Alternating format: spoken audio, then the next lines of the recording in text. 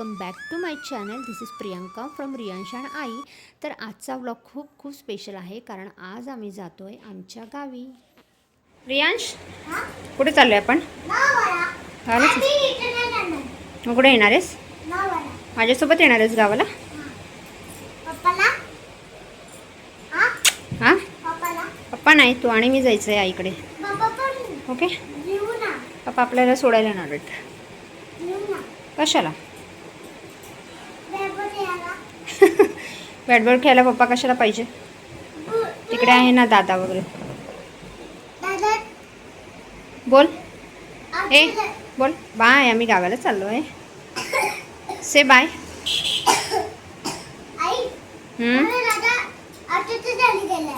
तू bye कर ना. Bye, आम्ही गावाला चालू आहे. सांग, तू सांगणार आहेस का?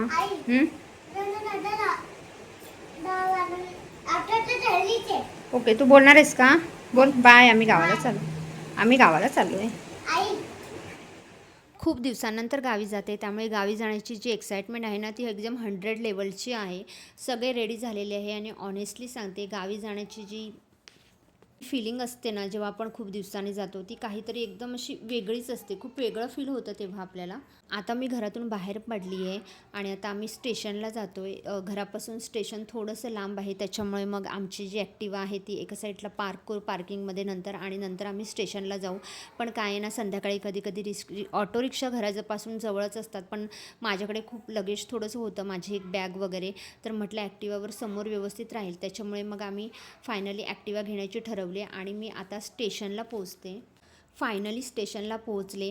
इतकी काही तेवढी रश नाही आहे आज, कारण बरेच जणं मला जाताना असं गावी वगैरे जाताना दिसतात, कारण मुलांना आता वॅकेशन्स आहेत, त्यामुळे बरेच जणं आता गावी वगैरे जाण्याचीच बऱ्याच जणांची तयारी असेल. फायनली तिकीट आम्ही घेतलेलं आहे आणि आम्ही फायनली स्टेशनवर आलेलो आहोत.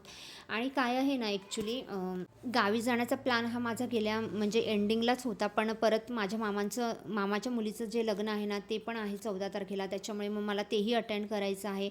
त्यामुळे मग त्या सगळ्या प्लॅनिंगनुसारच चालते. कारण कसं आहे, मी जर एप्रिलच्या एंडिंगला गावी गेले असते तर मग पुन्हा मला मे महिन्याच्या या 14 तारखेला गावी यावं लागलं असतं, कारण माझ्या मामाच्या मुलीच्या लग्नासाठी ते शेवटी घरातलं लग्न असल्यामुळे ते अटेंडही करावं लागलं असतं.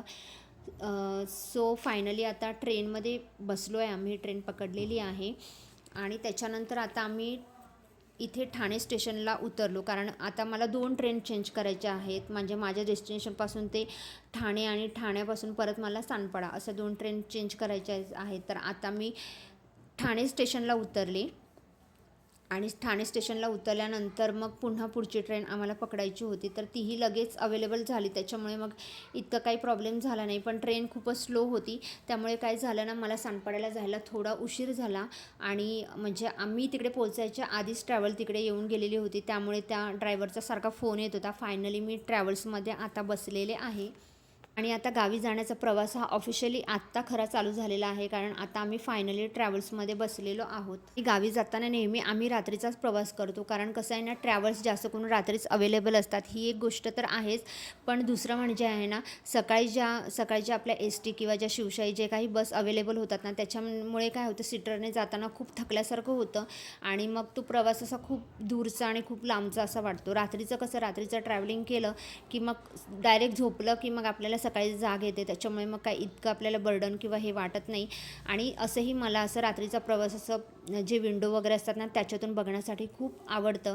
आणि कधी मध्ये असा ब्रेक हवा, म्हणजे शहरातल्या आपल्या रोजच्या रुटीन, आपलं धावपळीचं जे आयुष्य असतं ना त्याच्यापासून थोडंसं एक ब्रेक घ्यावा असं प्रत्येकाला वाटत असतं. आणि त्याच्यासाठी बेस्ट ऑप्शन म्हणजे तुमचं जर गाव असेल ना, छोटंसं एखादं घर असेल टुमदार, तिकडे तुम्ही 2-4 दिवस, आठवडाभर एक तुमच्या रोजच्या रहदारीच्या जीवनातून 4 दिवस काढा आणि जाऊन बसा. खूप तुम्हाला पीसफुल माइंड वाटेल, खूप रिफ्रेश झाल्यासारखं वाटेल.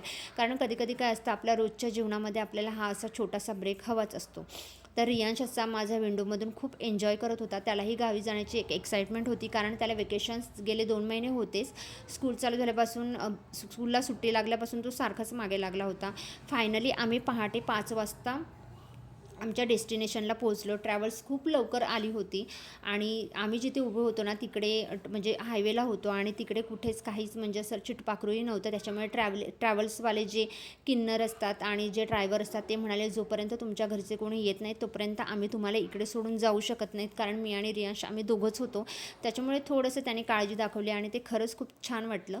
आणि त्याच्यानंतर नाना जे माझे चुलत सासरे आहेत ते आम्हाला फायनली इकडे घ्यायला आले होते.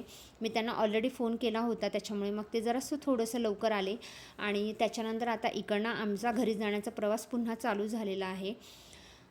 तर घरी जाताना ट्रॅव्हलमधून जेव्हा उतरले होते ना तेव्हा खूप असं थकल्यासारखं वाटत होतं, पण जेव्हा मी इकडे घरी जाण्याचा रूट जसा पकडला ना, जसं नाना घ्यायला आले आणि घरी जाण्याचा जसा रूट पकडला ना तेव्हा सगळा थकवा गेल्यासारखा वाटला. आणि गावाकडची जी ही अशी पीसफुल शांतता हवा असते ना, ती इतकी पीसफुल असते ना, इकडे रिफ्रेशिंग असते ना. आणि मला ना आज घरी जाताना हे उगवत्या सूर्याचं दर्शन होत होतं, इतकं सुंदर छान वाटत होतं ना, मला खूप खूप रिफ्रेशिंग वाटत होतं. आणि म्हणूनच मला गावाला यायचं होतं 4 दिवसांसाठी का होईना, म्हणून मी एक 4-5 दिवसांची सुट्टी घेतलेली आहे आणि गावी आलेले आहे. थंड हवा, शांत रस्ते, गावाकडची सगळी ही हिरवळ, ही सगळी शहरामध्ये आपल्याला बघायला नाही मिळत. कारण सगळीकडे आता तुम्ही बघता शहराकडे सगळीकडे बिल्डिंग्स वगैरे उभ्या राहिल्या जातात. त्याच्यामुळे काय होतं ना, झाडं वगैरे ही सगळी तोडली जात आहेत. त्याच्यामुळे हे असं प्रदूषणरहित वातावरण तुम्हाला फक्त आणि फक्त गावाकडेच बघायला मिळेल. आणि आमच्या इकडे ऊस वगैरे हा प्रकार भरपूर असतो ना, त्याच्यामुळे सकाळी मी आता उन्हाळ्यात गावी जाते, पण असं वाटत होतं की मी हिवाळ्यातच गावी जाते. कारण सगळ्या ऊसांना वगैरे पाणी पाजलेलं असतं ना लोकांनी, त्याच्यामुळे इतकं मातीतला थंडावा आपल्यापर्यंत पोचतो ना, असं वाटतं की म्हणजे मी थंडीमध्ये गावाला चाले, हिवाळ्यामध्ये गावी चाले, अक्षरशः असं फिलिंग येत होतं. आणि सगळ्यात महत्त्वाचं म्हणजे उगवत्या सूर्याचं दर्शनही मला आज करायला मिळालं. सो मी तो एक छोटा व्हिडिओ केलेला आहे आणि शॉर्टमध्ये माझ्या शॉर्ट व्हिडिओमध्ये तो अपलोडही केलेला आहे. आणि खूप पीसफुल अशी शांतता होती रस्त्याला.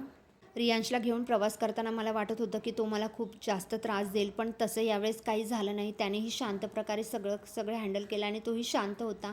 आणि ॲक्च्युली तो खूप दमला होता, त्याच्यामुळे त्याने जास्त त्रास दिला नाही. तोही लवकर झोपला, त्याच्यामुळे मलाही थोडं बरं वाटलं. आणि एक अजून काही आपलं थोडंफार मोबाईलवरची जे एडिटिंगची कामं होती ती ट्रॅव्हलमध्ये बसल्या बसल्या मी करतच होते. अशी छोटी छोटी कामं जशी वेळ मिळतात तशी मी करतच असते. आणि आता फायनली मी माझ्या घराजवळ पोहोचलेले आहे. आणि आईंना तर आश्चर्य वाटेल की मी यावेळेस इतके लवकर का आलेले आहे ते, पण फायनली आम्ही घराकडे पोहोचलेलो आहोत. तर असा होता माझा छोटासा व्लॉग. आता थोडे दिवस तुम्हाला माझे गावचे व्लॉग नक्की बघायला मिळतील. तर माझ्या चॅनलवर जर तुम्ही नवीन असाल तर माझ्या चॅनलला सबस्क्राईब करा आणि माझे गावाकडचे व्लॉग्स तुम्ही अजिबात मिस करू नका, कारण हे खूप छान सुंदर आणि पीसफुल असे व्लॉग असणार आहेत. चला तर मग भेटूया नेक्स्ट व्लॉगमध्ये. टिल देन हसत राहा, काळजी घ्या आणि आनंदी राहा.